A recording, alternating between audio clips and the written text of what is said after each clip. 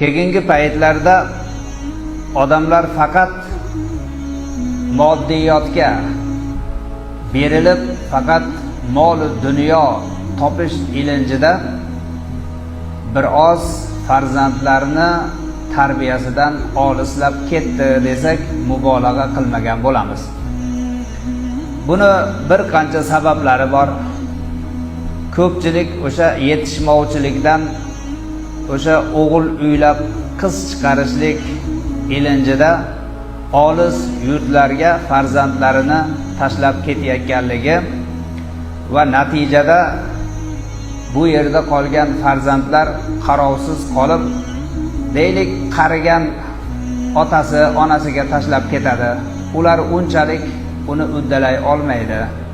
Yoki amakisi, ammasi, xolasiga bo'yiga yetgan qizlarni, bolalarni tashlab ketsa, qattiq tegay desa xafa bo'ladi. Ota-onasi yo'q, ko'ngli o'ksimasin deb tek qo'ysa, qo'lida telefon.